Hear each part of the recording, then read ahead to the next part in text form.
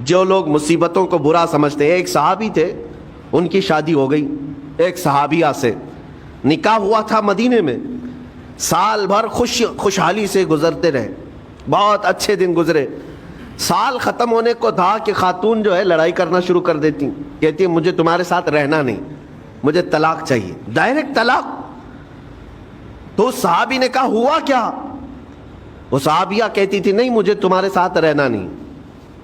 اس صحابی نے کہا ٹھیک ہے اگر ایسا ہی ہے تو حضور پاک صلی اللہ علیہ وسلم کے پاس چلتے ہیں، وہاں جا کر فیصلہ کرا لیں گے۔ تو وہ صحابیہ مان گئیں، کہا چلو چلتے ہیں۔ تو دونوں چلے جا رہے تھے اپنے گھر سے، حضور پاک صلی اللہ علیہ وسلم کے دربار میں فیصلہ کروانا ہے۔ چلتے وقت راستے میں ایک پتھر سے ٹھوکر لگ گئی اس صحابی کو، اور اتنی تیز ٹھوکر لگی کہ ان کا ناخن اکھڑ گیا۔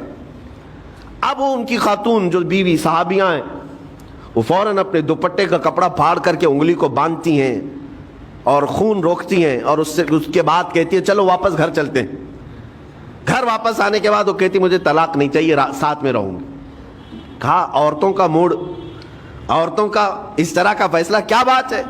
وہ صحابیہ کہتی ہے میں نے سنا ہے کہ جب کبھی کوئی بندہ بیمار نہیں ہوتا تو اللہ اسے پسند نہیں کرتا۔ میں نے جب سے تم سے شادی کی ہے سال بھر ہو گئے، ایک بار بھی تم کو بیمار ہوتے نہیں دیکھا۔ مجھے ایسا لگنے لگا کہ کہیں تم اللہ کے ناپسندیدہ بندے تو نہیں ہو، اس لیے میں تمہارے ساتھ نہیں رہنا چاہتی تھی۔ اب جب راستے میں ٹھوکر لگ کر ناخن اکھڑ گیا تو مجھے احساس ہوا کہ اللہ تجھے بھی پسند کرتا، میں تیرے ساتھ رہنے کو تیار ہوں۔ وہ صحابیہ تھیں میرے عزیزو۔ اس کا مطلب یہ نہیں کہ ہم آپس میں ایک دوسرے کے بیمار ہونے کی انتظار میں رہیں۔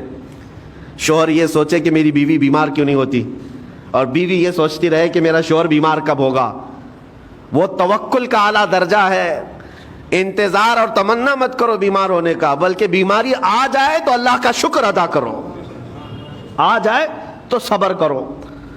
عزیزان گرامی وقار، ہم آج امام حسین اور ان کے رفقائے گرامی رضوان اللہ علیہم اجمعین کو یاد کرتے ہیں تو صرف رونے کے لیے نہیں یا صرف غم منانے کے لیے نہیں، بلکہ داستان کربلا سنانے کا ایک عظیم مقصد یہ ہوتا ہے کہ نوجوانوں کے اندر بلکہ بوڑھے اور بچوں کے اندر بھی ایمانی جذبہ ایسا آ جائے کہ وہ ہر مصیبت پر ڈٹ کر کھڑے ہو سکیں، ہر یزیدی کا مقابلہ کر سکیں۔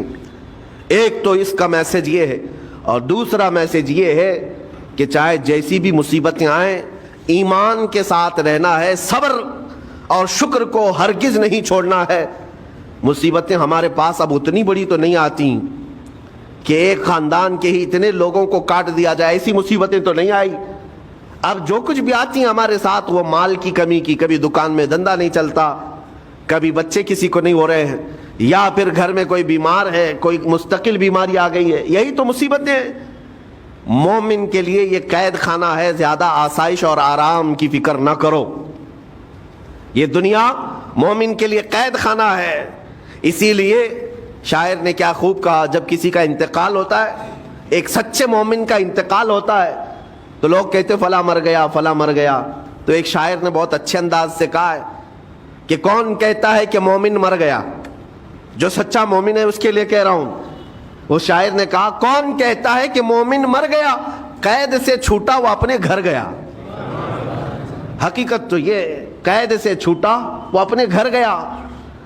یہاں دنیا میں زیادہ آسائش، زیادہ آرام کی طلب انسان کو مغرور بنا دیتی ہے، تکبر والا بنا دیتی ہے، گھمنڈی بنا دیتی ہے، اور اللہ تبارک و تعالیٰ کی بارگاہ میں ہمیشہ سر بسجود رہنے والا وہ بندہ ہے جو مصیبتوں میں گھرا رہتا ہے۔ کچھ نہ کچھ مصیبتیں ایسی ہیں جو تمہیں مسجد تک لاتی ہیں، قرآن تک لاتی ہیں، تسبیح تک لاتی ہیں۔